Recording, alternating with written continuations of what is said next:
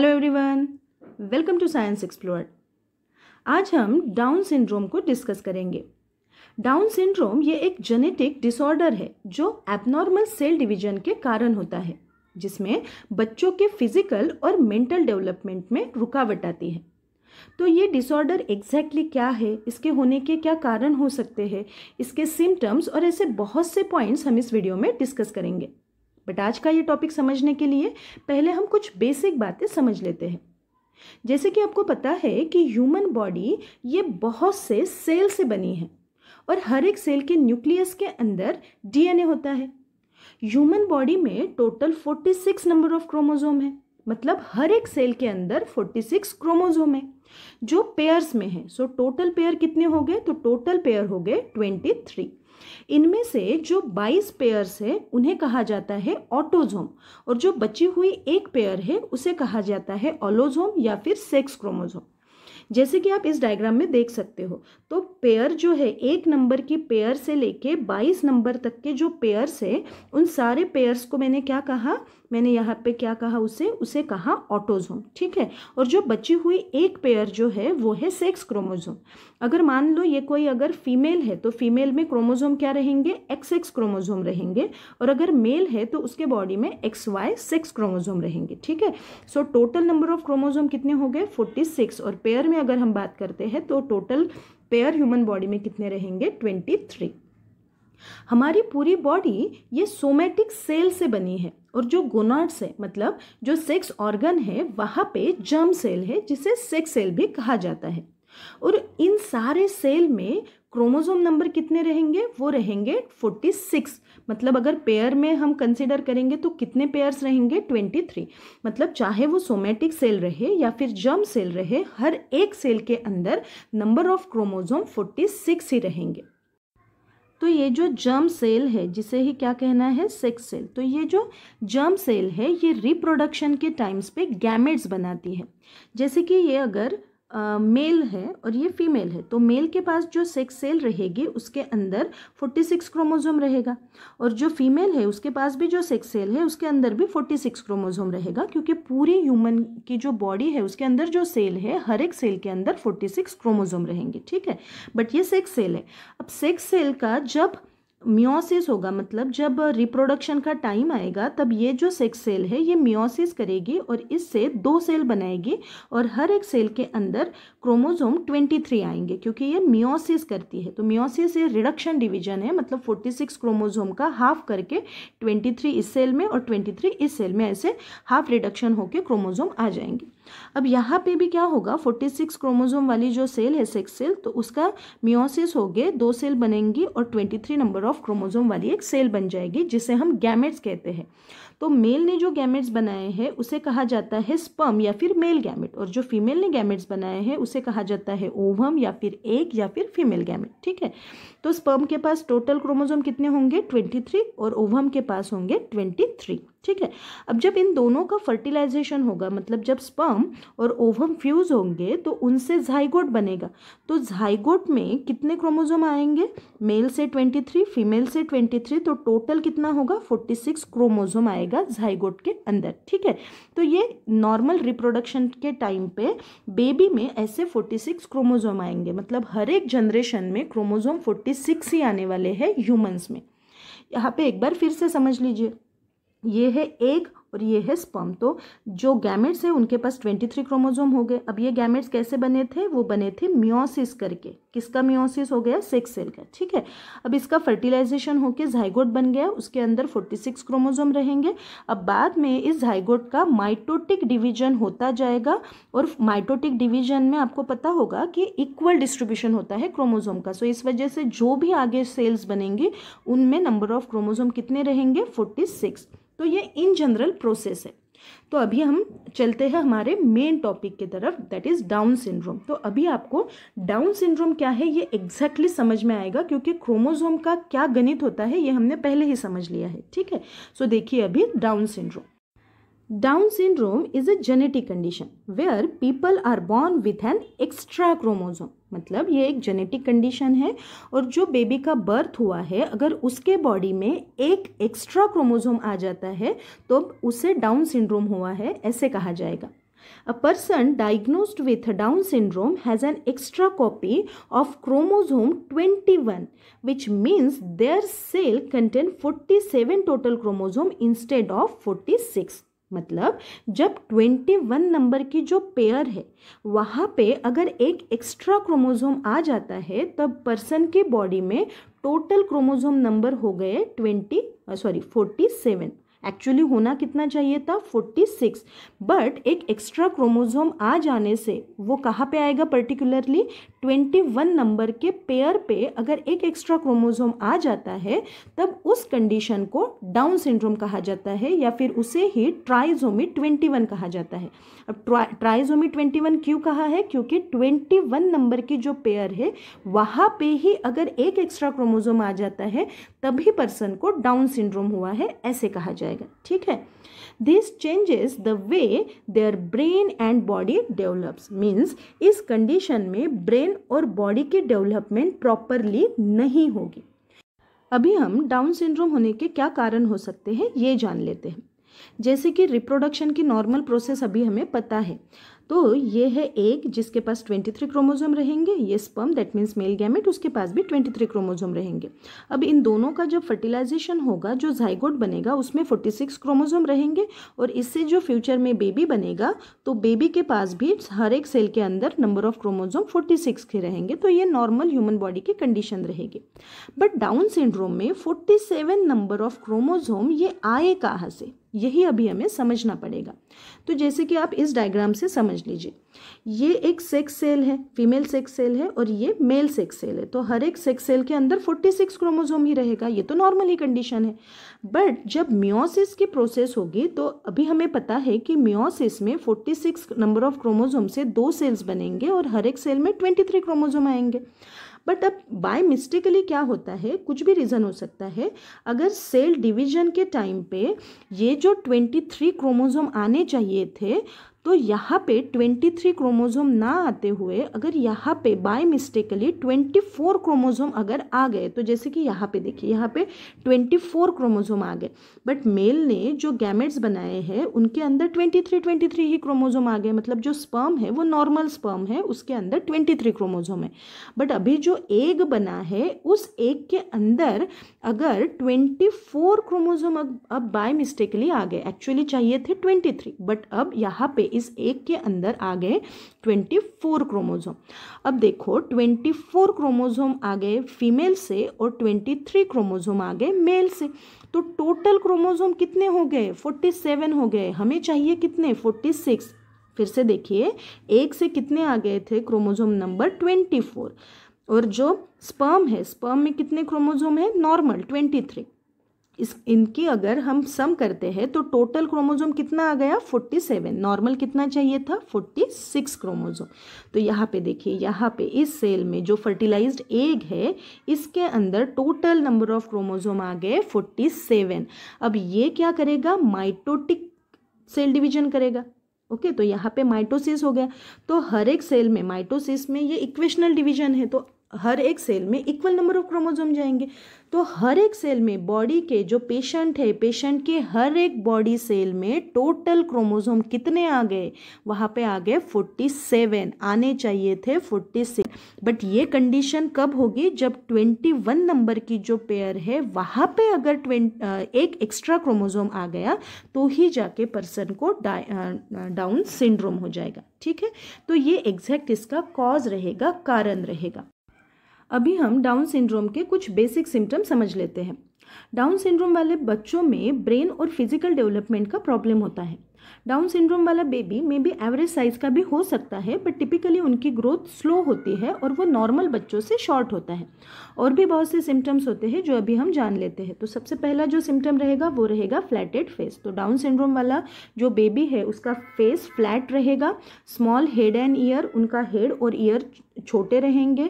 As well as उनका जो nose है वो भी छोटा रहेगा और उनकी जो नेक रहेगी वो शॉर्ट रहेगी. Also protruding tongue, that means उनकी जो टंग रहेगी वो बाहर दिखाई देगी। Eyes that slant up at the outer corner, उनकी जो आंखें हैं वो एक ही कॉर्नर में दिखाई देंगी। आइरिस मतलब जो आंखों का जो कलर पार्ट है वहाँ पे एक छोटा सा डॉट दिखाई दे सकता है, या फिर broad short hands with a single crease in the palm. जैसे कि आप इस पिक्चर में देख सकते हो कि जो नॉर्मल बेबी है उसके पाम में ऐसे 2 लाइन दिखाई देती है क्लियरली, बट जो डाउन सिंड्रोम वाला बेबी रहेगा उसके पाम में सिर्फ ऐसे एक सिंगल ही लाइन दिखेगी। तो ये भी सबसे बड़ा सिम्टम हम कह सकते हैं डाउन सिंड्रोम का। उसके बाद जो बेबी रहेगा डाउन सिंड्रोम वाला, उसके हाथ, फिंगर और पैर वो छोटे रहेंगे, लूज जॉइंट, शॉर्ट हाइट, उनकी हाइट कम रहेगी, उसमें फ्लेक्सिबिलिटी बहुत ज़्यादा रहेगी, और उनके जो वीक मसल्स हैं वो वीक रहेंगे। तो ये कुछ बेसिक सिम्टम्स हो सकते हैं डाउन सिंड्रोम के। चलिए अभी हम डाउन सिंड्रोम के कुछ टाइप्स डिस्कस करते हैं। सो डाउन सिंड्रोम के बेसिकली 3 टाइप्स होते हैं। जो पहला टाइप है वो है ट्राइसोमी 21। ट्राइसोमी का मीनिंग होता है क्रोमोसोम की extra copy. So this is most common type where every cell in a body has 3 copy of chromosome 21। मतलब जो 21 नंबर की जो पेयर है क्रोमोसोम की, वहाँ पे अगर एक एक्स्ट्रा क्रोमोसोम आ जाता है तो उस कंडीशन को ट्राइसोमी 21 कहा जाता है। And this type makeup 95% of case of Down syndrome. तो मोस्टली यही कॉमन डाउन सिंड्रोम का टाइप रहता है। ठीक है, नेक्स्ट जो टाइप है डाउन सिंड्रोम का वो रहेगा ट्रांसलोकेशन डाउन सिंड्रोम। मतलब क्या है? So Down syndrome can also occur when a portion of chromosome 21 become attach on to the another chromosome. मतलब जो 21 नंबर का जो एक्स्ट्रा क्रोमोसोम हमने इस ट्राइसोमी 21 में देखा था, अगर वो एक्स्ट्रा क्रोमोसोम किसी और क्रोमोसोम के पेयर पे अगर लग जाती है, अब यहाँ पे 14 नंबर की पेयर दिखाई है तो वो 14 नंबर पे भी जा सकता है, या फिर 12 नंबर पे, किसी की भी जो पेयर है क्रोमोसोम की, अगर वहाँ पे जाके वो एक्स्ट्रा क्रोमोसोम अगर अटैच हो जाता है तो उस कंडीशन को कहा जाता है ट्रांसलोकेशन डाउन सिंड्रोम। मतलब यहाँ का एक्स्ट्रा क्रोमोसोम ट्रांसलोकेट हो गया और किसी दूसरे पेयर के साथ वो जुड़ गया, तो इस कंडीशन को कहा जाता है translocation down syndrome. This type of Down syndrome occurs for a less than 4% of the cases. तो ये कम दिखाई देता है। ठीक है, नेक्स्ट जो रहेगा वो रहेगा mosaic Down syndrome. Mosaic Down syndrome is the rarest type of Down syndrome. तो ये जनरली कम दिखाई देता है, बहुत कम पेशेंट में मोज़ाइक डाउन सिंड्रोम दिखाई देता है। अब इसमें क्या होता है? It occurs for a less than 1% of the cases, कम है 1% में, where only some cell have an extra chromosome 21। मतलब यहाँ पे कुछ ही सेल के अंदर एक्स्ट्रा क्रोमोसोम की कॉपी दिखेगी। ठीक है, हमने अभी तक क्या देखा कि बॉडी के हर एक सेल के अंदर टोटल नंबर ऑफ क्रोमोसोम 47 रहते हैं, तो उसे हमने क्या कहा था? ट्राइसोमी 21। बट अब मोज़ाइक डाउन सिंड्रोम के कंडीशन में क्या रहेगा? बॉडी के कुछ सेल के पास ही 47 क्रोमोसोम रहेंगे और बाकी की जो सेल है वहाँ पे 46 क्रोमोसोम ही रहेंगे। तो ये माइल्ड टाइप का डाउन सिंड्रोम हो सकता है। तो ऐसे बेसिकली इसके 3 टाइप्स होते हैं डाउन सिंड्रोम के, जो कि है ट्राइसोमी 21, ट्रांसलोकेशन डाउन सिंड्रोम, और तीसरा रहेगा मोज़ाइक डाउन सिंड्रोम। चलिए अभी हम रिस्क फैक्टर डिस्कस करेंगे। मतलब कौन से पेरेंट्स को डाउन सिंड्रोम वाला बेबी होने के चांसेस होते हैं। तो एक्चुअली एबनॉर्मल सेल डिवीजन यही सबसे बड़ा कारण है डाउन सिंड्रोम होने का। बट मम्मी अगर प्रेगनेंसी के टाइम ज़्यादा एज की होती है तो ग्रेटर चांसेस होते हैं एबनॉर्मल सेल डिवीजन के उसके बेबी में। ठीक है, सेकेंड रिस्क फैक्टर हो सकता है being carriers of the genetic translocation for down syndrome. मतलब अगर पेशेंट माइल्ड डाउन सिंड्रोम वाला है तो वो उसके बेबी को जो डाउन सिंड्रोम है वो कैरी कर सकता है, तो वो कैरियर हो सकता है, चाहे वो मम्मी है या फिर पप्पा है। ठीक है, सो ये भी एक रिस्क फैक्टर हम बोल सकते हैं। थर्ड रिस्क फैक्टर रहेगा having had 1 child with down syndrome. मतलब अगर किसी पेरेंट्स को पहले से ही डाउन सिंड्रोम वाला बेबी है तो सेकेंड प्रेगनेंसी के टाइम में भी उनको डाउन सिंड्रोम वाला बेबी हो सकता है। तो ये कुछ रिस्क फैक्टर हो सकते हैं।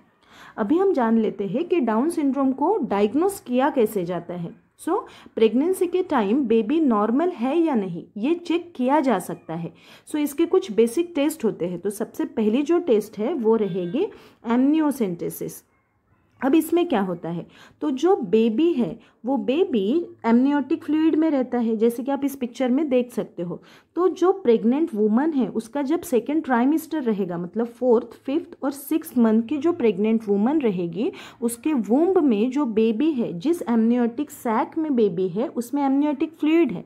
तो इस टेस्ट में क्या किया जाता है, इस एमनियोटिक फ्लूइड से कुछ क्वांटिटी में एमनियोटिक फ्लूइड बाहर निकाला जाता है और वहाँ से टेस्ट किया जाता है कि ये जो बेबी है ये बेबी नॉर्मल है, मतलब 46 क्रोमोसोम वाली बेबी है, या फिर एबनॉर्मल, दैट मीन्स 47 क्रोमोसोम वाली बेबी है। तो ये यहाँ से चेक किया जाता है। तो ये टेस्ट कौन सी रहेगी, एमनियोसेंटेसिस, जिसमें एमनियोटिक फ्लूइड की जांच की जाती है और नंबर ऑफ क्रोमोसोम पता किया जाता है। सेकेंड जो प्रेगनेंसी की टेस्ट रहेगी वो रहेगी CVS, that means chorionic villus sampling. अब इसमें क्या है, This can be done during the first trimester using cells taken from the placenta। मतलब ये फर्स्ट ट्राइमेस्टर, मतलब जो प्रेग्नेंट है उसका फर्स्ट ट्राइमेस्टर जब रहेगा, मतलब फर्स्ट, सेकेंड और थर्ड मंथ जब उसका चालू रहेगा, वहाँ पे जो प्लासेंटा डेवलप हुआ है तो उस प्लासेंटा के कुछ सेल्स निकाले जाते हैं और उस सेल की जांच करके उस सेल के अंदर क्रोमोसोम नंबर कितने हैं वो देखे जा सकते हैं और पता किया जा सकता है कि बेबी ये नॉर्मल है या फिर डाउन सिंड्रोम वाला।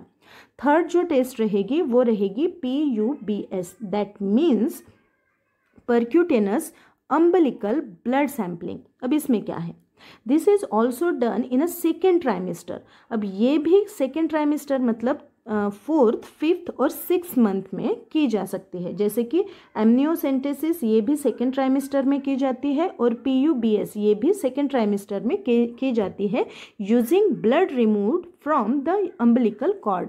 तो जो बेबी का अम्बिलिकल कॉर्ड है वहाँ से ब्लड सैंपल लिया जाता है, कुछ ब्लड वहाँ से रिमूव किया जाता है और वहाँ पे भी सेल के अंदर कितना क्रोमोसोम है, कितना नंबर ऑफ क्रोमोसोम है उसकी जांच की जाती है और पता किया जाता है कि बेबी नॉर्मल है या फिर एबनॉर्मल। तो ये कुछ प्रेगनेंसी के टाइम डायग्नोसिस की टेस्ट होती है जिससे एबनॉर्मेलिटी पता की जाती है बेबी के। ठीक है, तो ये हुआ डायग्नोसिस। अब इस डाउन सिंड्रोम के कुछ कॉम्प्लिकेशंस भी हो सकते हैं, मतलब जो बेबी है जिसे डाउन सिंड्रोम हुआ है उसके लाइफ के टाइम में उसे कुछ कॉम्प्लिकेशन को फेस करना पड़ सकता है। तो पहला जो कॉम्प्लिकेशन हो सकता है वो है हार्ट डिफेक्ट। अबाउट आधे बच्चे जिन्हें डाउन सिंड्रोम है उन्हें जन्म से ही कुछ हार्ट डिफेक्ट हो सकते हैं जिसे कॉन्जेनाइटल हार्ट डिफेक्ट कहा जाता है। दूसरा कॉम्प्लिकेशन है गैस्ट्रोइंटेस्टाइनल डिफेक्ट।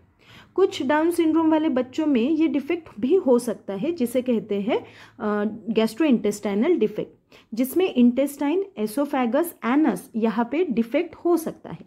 नेक्स्ट कॉम्प्लिकेशन है इम्यून डिसऑर्डर।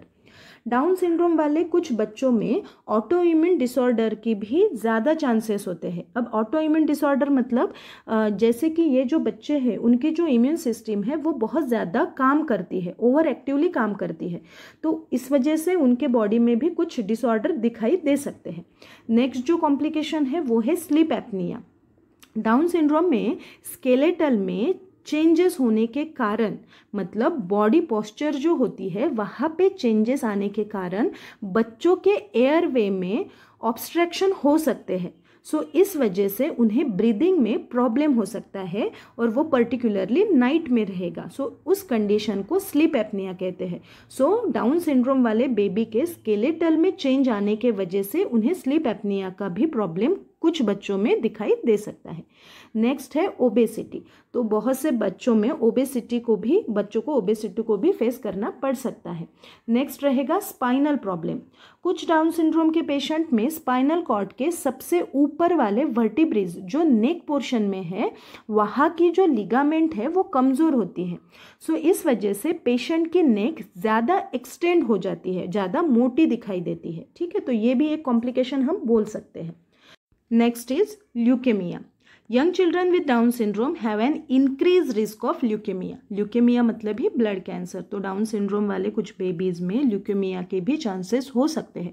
तो ये जो सारे पॉइंट्स है ये कॉम्प्लिकेशन है, बट ये डिपेंड रहता है कि पेशेंट किस टाइप के डाउन सिंड्रोम में आता है, माइल्ड है, सीवियर है, ठीक है।